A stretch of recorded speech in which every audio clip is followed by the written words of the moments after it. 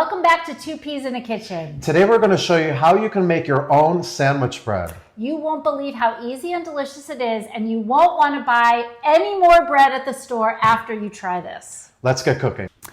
Okay, so over the summer we traveled to Vermont and we took a bread making course at the King Arthur Flour Baking School.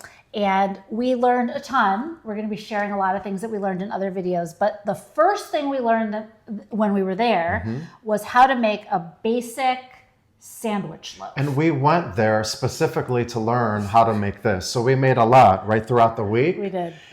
And we were particularly excited to make this loaf of sandwich bread. And it did not disappoint.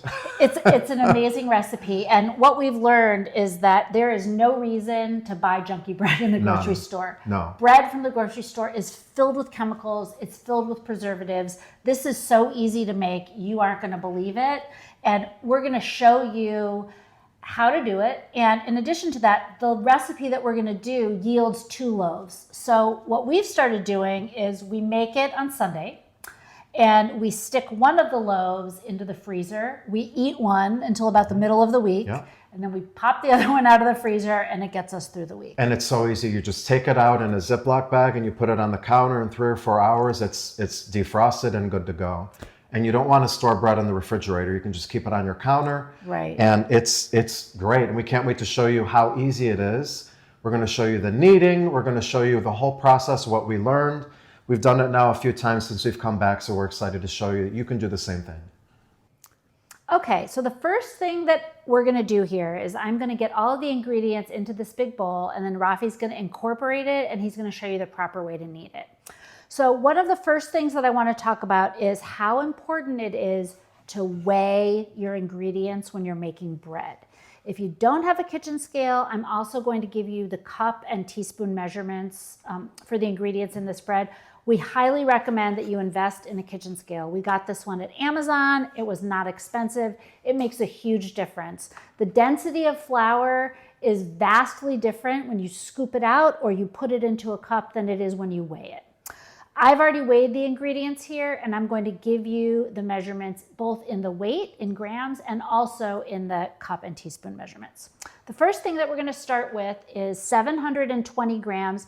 This is King Arthur bread flour. You can use all-purpose flour. I've chosen to use bread flour here. You can use them interchangeably. I just prefer to use bread flour, but you can use either one for this particular recipe. This is 720 grams. That's the equivalent of about 6 cups. So we'll get the flour into our big bowl. The next ingredient is, this is dry milk powder. You can buy this at any grocery store. At first we thought that was a bit of a strange ingredient. But it really does make a huge difference in sandwich loaf. It adds moisture and it really adds really great flavor. So this is the King Arthur milk powder, but I've seen it also just in our local grocery store, and I know they also have it at Whole Foods. This is 35 grams of dry milk powder. That's about 1/4 cup. The next ingredient is sugar. This is just regular sugar, and this is approximately 12 grams. That's about 1 tablespoon of sugar. The next ingredient, this is instant yeast. We learned in our course that you can also use just active yeast. It doesn't have to be quick yeast. The recipe does call for instant yeast, but you can use either one interchangeably. The truth of the matter is there's not that much of a difference between the two. We learned that from our awesome instructor at the course that we took. This is 7 grams of yeast, and that's about 2 1/4 teaspoons of yeast. The next ingredient that we have here is salt. This is 14 grams of salt. This is about 2 1/2 teaspoons. That's fine salt, not kosher salt. The next ingredient here, this is 28 grams of unsalted butter, which is about 2 tablespoons. So this is just at room temperature. We're just gonna break it up into little tiny pieces so that that will incorporate nicely into the bread. See, I'm just breaking it up into little pieces with my fingers. It's the easiest way to do it. There's no need to chop it up. Because the butter's at room temperature, it will be really hard to do this with a knife anyway. Okay, now I'm gonna use my buttery fingers and pick up this cup here. This is water. The water has been weighed. This is 490 grams of water, which is about 2 cups and 2 tablespoons. This water is 100 degrees. which is, if you don't have a thermometer to measure it, it's just lukewarm. It's not too hot, but it's certainly not cool. So I would say that it feels almost like a comfortable bath water if you don't have a thermometer, but we really recommend that you get a thermometer. So it's about 100 degrees. And we're going to pour that into our mixture here. And then Rafi is going to come and show us how to incorporate and knead the dough.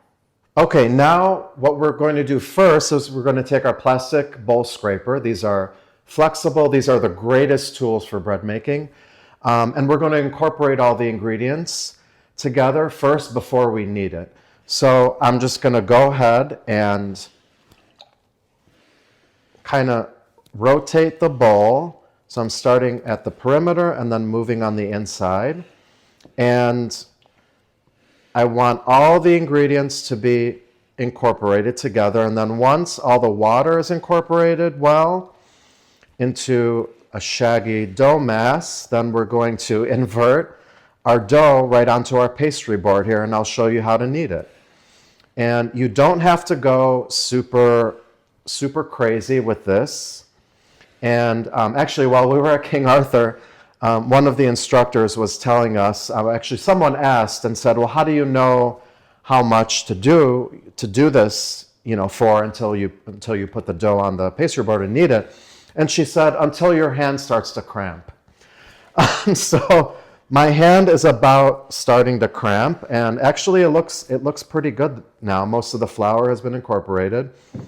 I'm going to scrape maybe the bottom just a little bit more like that. And this is actually perfect the way it looks right now. And I'm going to invert this onto the pastry board. But before I do that, I'm going to put a little bit of flour. Put this off to the side. I just have a little bowl here with flour. We recommend just putting a little bit of flour inside of a ramekin or a small bowl so that you're not dipping your hands in your big flour container. No one wants that. So I'm just going to lightly spread a little flour. And you're going to continually have to add a little bit at a time. So don't add too much. What you'll also want that comes in handy is a stainless steel bench scraper like this in order to scoop the bread, the dough rather, off of your pastry board and to move it more easily. And you'll see how that works soon. So what I'm going to do now is I'm going to just go ahead and dump all of our dough right here onto our pastry board. And I'm going to show you how easy it is to knead. So this is the most complicated part of the whole process, but bear with me. It is not hard to do. It does take a little bit of practice, but if we can do it, you can do it. Let's put it that way. Okay. So what I like to do first is I'm going to pull this bowl over here and I'm going to flour my hands a little bit. And that helps so that the dough doesn't stick. I'm going to sprinkle a tiny bit, not too much, just a little bit of flour here. And it'll be sticky at first, but don't worry because that will improve over time as you knead it. So I'm going to press the dough together a little bit. And what you're going to do is, so you're going to have, a long dough mass like this, and you're going to fold it towards you. So fold, and then you're going to push and then turn. And you're going to do that repeatedly. You don't want to put too much pressure now until the dough starts to actually look like a dough ball. Right now it's just kind of a shaggy mess. So you're going to fold, push, and turn. Fold, push, and turn. And you're going to see this dough ball start to form. Fold, push, and turn. You want to be very gentle. Now, before it starts to get a little bit sticky, then you're going to add a little bit more flour here, and you're going to return, quickly pick it up and throw it down. So fold, push, and turn. And I can already see that the dough ball is starting to take shape, and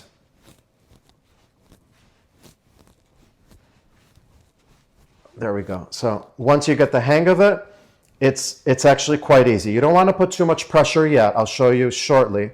So starting to stick a little bit, add a little bit more flour, fold, push, and then turn 90 degrees. Fold, push, turn. Fold, push, turn. It's actually pretty therapeutic. And you can see already that it's starting to take shape, right, into a nice dough ball. Now that it's starting to hold together well, I'm going to put a little bit more pressure. So you can add a little bit more pressure. Now it is starting to stick a little bit. Add a little more flour. Fold, push, turn. And you're going to do this for about approximately 5 minutes. And I'll show you a little trick after you're kneading for a few minutes so that you know that it's done. And you're just going to simply press the dough. I'll show you shortly once we're done with this. Okay, so I'm done kneading, but before I show you that, my hands are very dirty with flour. That's normal. So I'm going to do what they called a flour bath at King Arthur. I'm just going to take a little bit of dry flour over the bowl and then rub my hands together. And what that does is it basically just makes it easier to have the dough come off of your hands. Another thing to remember, as you're washing your bowls and your utensils and everything, you do not want you want to minimize the amount of dough that you put down your kitchen sink because that stuff is essentially glue and it will clog up your kitchen sink. So scrape as much of it off your bowls and put it in the trash. Do not put it down the sink. And that's what, honestly, these bench scrapers are amazing to clean your bowls. So try and avoid putting any dough down the sink. So I have my hands pretty clean. Now it actually makes it pretty easy to take it off. And let me show you now how to tell that your dough is done after you're kneading. Yep. Go ahead. Okay, so we're done kneading now. And I'm just going to flip this around and just kind of move it around here. We have our nice dough ball. So you know it's done at this stage when you take your finger and you press it down and it actually bounces right back. See how it bounces back? And you know it's done. You don't have to be too strict with that. If you knead about for 5 minutes or so, you should be okay, but you can do the finger test. And then next what we're going to do, now we're going to let the dough rise. I'm going to take a little bit, you don't have to do this, but if you take a little bit of flour, sprinkle it at the bottom of the bowl, and I'm just going to plop it right in the middle, and we're going to let this dough rise. I have a silicone cover here, and we're just going to leave it right on the counter. So you're going to want to put it on your kitchen counter or somewhere warm. If you have a warm closet or a warmer area in your house, and you want to leave it for about an hour or until the dough is approximately doubled in size.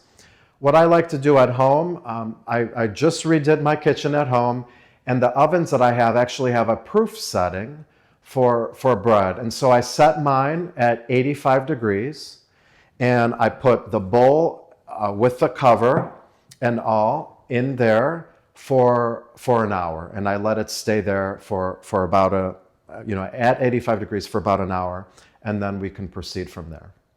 Okay, so we actually have another, you might notice a different color bowl. We have another batch of dough going. This has already risen for the purpose of making this video, so we're going to continue with this one. And you can see the nice gas bubbles here from the fermentation. And they taught us at King Arthur to just gently touch the top. It feels a little pillowy. And it's about doubled in size. You don't have to get too super technical. So what we're going to do now is we're going to take this dough out, back onto our pastry board, and we're going to use our bench scraper and simply cut it in half. And I'll show you how you can form the loaves. And like Bess mentioned earlier, this recipe actually makes 2 beautiful loaves of sandwich bread. And we have 2 different pans here. These are just standard. We measured the outside, and they're about 9 by 5 inches on the outside.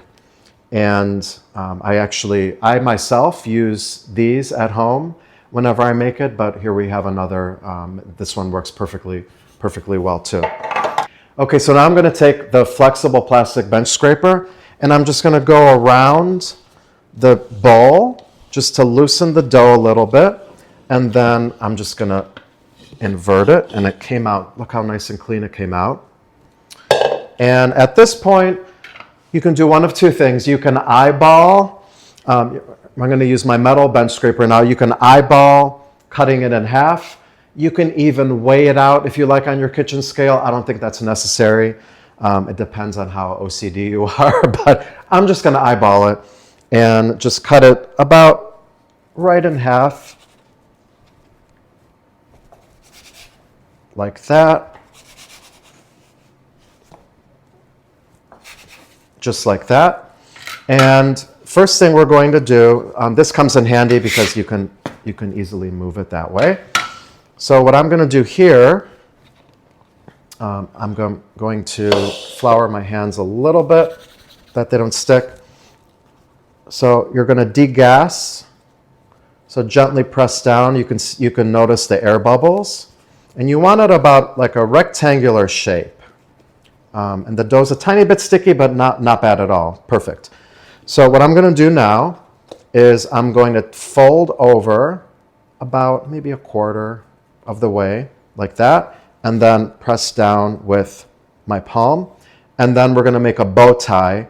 So you're going to have a nice, and you're tightening the dough at this point. So you're going to grab the ends, push them together like that, and just shove your palm down like that.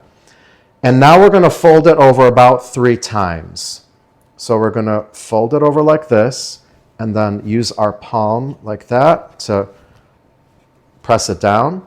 And then I'm going to kind of fold this in. I'm going to do it a second time, use my palm, and then I'm going to end up doing it 4 times, I think, here. And then at the end, I'm going to do it one more time until the seam is at the bottom. And then I'm going to do that. And we have a nice cylindrical bread loaf. Now I'm going to gently pick it up here and plop it right inside. Next, I'm just going to gently press down. You don't want to go too crazy. Gently press it down like that. And then we're going to allow this to rise.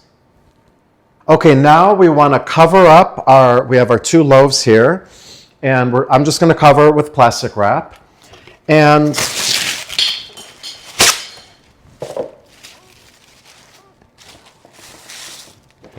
you can edit that.